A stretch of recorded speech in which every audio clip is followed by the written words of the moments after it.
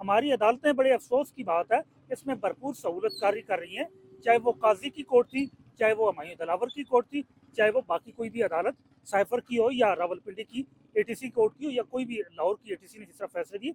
बुनियादी तौर पर मैं एक कानून के तालिब इल्म के तौर पर समझता हूँ कि अदालतों ने इमरान खान को जेल में रखने के लिए सहूलतकारी की है, जो लोग आइन और कानून को बुलडोज किए हुए हैं। दूसरे नंबर पर जो केस लगाया गया वो अलकादर केस है।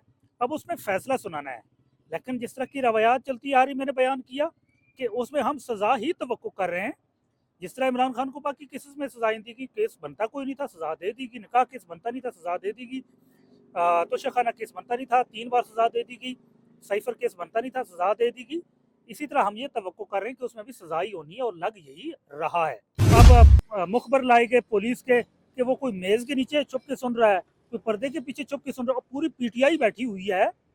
तो ये आया जी कि वो मुखबर थे जी, वो सुन रहे थे वहाँ, इसके अलावा और कोई इनको गवाह नहीं मिला। कितना मजाक है हमारे क्रिमिनल सिस्टम के साथ। ये भी उसकी भी समात 12 केसेस की वो भी यहाँ होनी है। इमरान खान ने कहा है, मैं कानूनी जंग जीत के बाहर आऊंगा, तमाम केसेस लड़ के जीतूंगा, और ये केस टके टोकरी होंगे, और ये केस सारे खत्म होंगे और अपने अंजाम को पहुंचेंगे। इमरान खान साहब से मुलाकात करने के बाद इस वक्त खालिद यूसुफ चौधरी साहब अडयाला जेल से बाहर निकल रहे हैं। खालिद यूसुफ चौधरी साहब, बताइएगा कि आज तोशाखाना 2 केस की समाअत थी, क्या बना है समाअत में, तो बताइए। तोशाखाना केस का, ये तोशाखाना केसेस की सीरीज चल रही है। ये 2023 से सबसे पहले ये जज हमायूं दिलावर ने इमरान खान को इसमें सज़ा सुनाई, फिर इलेक्शन कमीशन ने सीट से नायल करके सज़ा सुनाई, दूसरी बार फिर जज बशीर ने यहाँ 31 जनवरी को पटियाला जेल के अंदर सज़ा सुनाई। ये 3 सज़ाएं इमरान खान को तोशाखाना के अंदर दे दी गई, और ये चौथा केस है जिसमें सज़ा देने जा रहे हैं।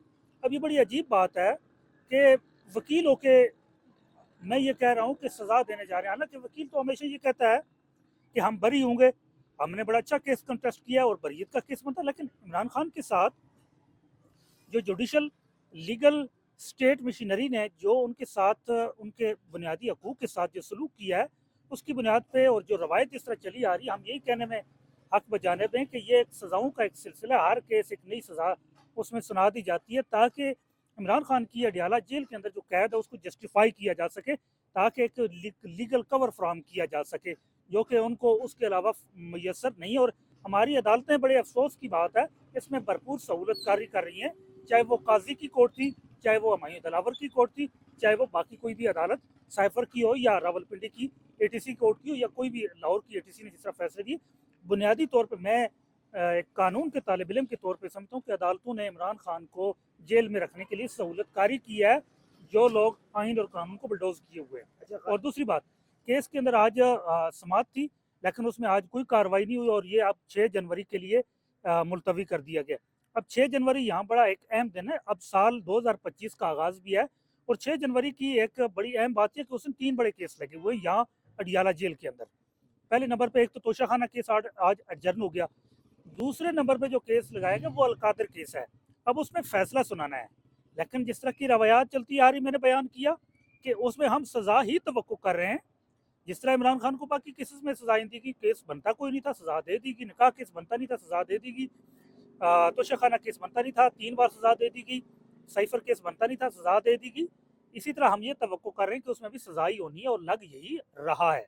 ठीक है, और इसकी हमने ऑलरेडी जो मैं एक बात पहले आपको कह दूं कि हमने उसमें अपील की भी तैयारी करके रखी हुई है। उसके अलावा जो तीसरा केस यहाँ हो रहा है, हमारा जो फौजदारी क्रिमिनल जो सिस्टम है, इन्वेस्टिगेशन का भी सिस्टम, और हमारा जो जुडिशल सिस्टम है, उसके ऊपर बहुत बड़े कलंक के केसेस हैं, 12 केसेस। 9 मई को इस्लामाबाद हाई कोर्ट से इमरान खान को अगवा कर लिया जाता है। इमरान खान 3 दिन के लिए कैद में रहते हैं। उस दौरान के 10 मई के केस बनाए गए 12 रावलपिंडी के। अब उसके अंदर वो उनकी भी समात है, उनमें एक जीएचक्यू वाला केस है। अब क्रिमिनल केस के अंदर एक शख्स मौके पे मौजूद ही नहीं है, कोई उसकी कनेक्शन करने के लिए कोई ऐसी एविडेंस भी मौजूद नहीं है, लेकिन इमरान खान को उस केस के अंदर इन्वॉल्व कर दिया गया। अब मुखबर लाए गए पुलिस के कि वो कोई मेज के नीचे छुप के सुन रहा है, कोई पर्दे के पीछे छुप के सुन रहा है, और पूरी पीटीआई बैठी हुई है। तो ये आया जी कि वो मुखबर थे जी, वो सुन रहे थे वहाँ, इसके अलावा और कोई इनको गवाह नहीं मिला। कितना मजाक है हमारे क्रिमिनल सिस्टम के साथ। ये भी उसकी भी समात 12 केसेस की वो भी यहाँ होनी है। अब उसमें 12 में से जीएचक्यू केस में एक बॉन्डी सी या मोबम सी या ज़ाब्ते के ख़िलाफ़ जाके एक फ़र्द जुर्म आयद की गई है, जो बुनियादी तौर पे आयद की नहीं जा सकती, क्योंकि फ़र्द जुर्म आयद करने के भी अपने ज़वाबित होते हैं, एक पूरा प्रोसीजर होता है, उसके कुछ असूल मुकर्रर किए गए आइन के अंदर और कानून के अंदर, उनको भी फॉलो नहीं किया गया।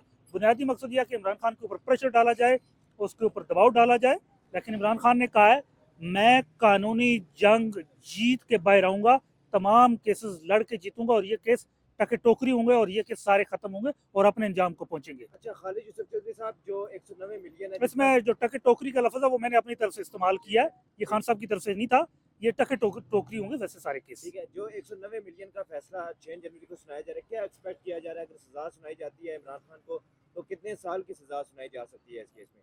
अब उसमें बुनियादी तौर पे हम खुद इंतज़ार में कि कितने साल की सज़ा होगी, सुनाने जा रहे हैं 7 साल की, 10 साल की या 14 साल की।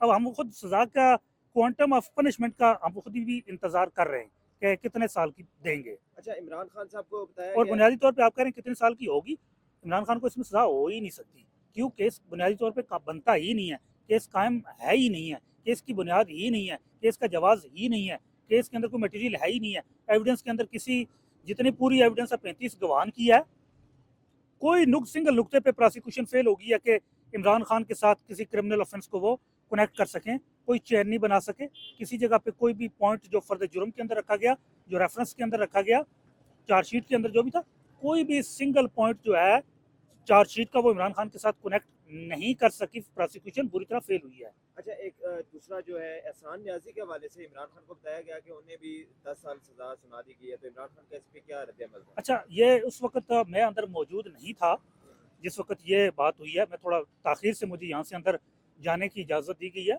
लेकिन जब भी एहसान न्याज़ी की बात हुई है, इमरान खान ने हमेशा उसकी तारीफ़ की है, उसकी बहादुरी की तारीफ़ की है, उसकी जुर्रत की तारीफ़ की है, और जब वो बाहर थे और जिस तरह वो उन्होंने काम किया लीगल फ्रेटर्निटी के अंदर, उसकी इमरान खान ने हमेशा से तारीफ़ की और बड़ा अप्रिशिएट किया। और हम खुद भी ज़ाती तौर पे एहसान न्याज़ी ने जो बतौर लीगल साइड पे जो काम किया जब वो बाहर थे, तो हम खुद भी उसके विटनेस भी हैं और गवाह भी हैं कि उन्होंने बहुत शानदार तरीके से लीगल कम्युनिटी को मुनज़्ज़म किया था। और जो सज़ाएँ हैं वो उसमें चूँकि जनरली जो है खान साहब ने वो जनरली मिलिट्री ट्रायल जो है जितने सब के ऊपर जो है हमेशा उन्होंने कहा है कि ये आइन के भी खिलाफ है, बुनियादी हकूक़ के भी खिलाफ है, और ये आइन के, कानून के और अदालतों के साथ सबसे बड़ा मजाक है। आप देख लें कि मैं आपको बताना चाहूँगा कि मियाँ वाली के अंदर कल मेरे इल्म में आया कि कुछ जो लोग नामजद किए गए थे उनको एटीसी कोर्ट ने बरी किया, जो जज अब्बास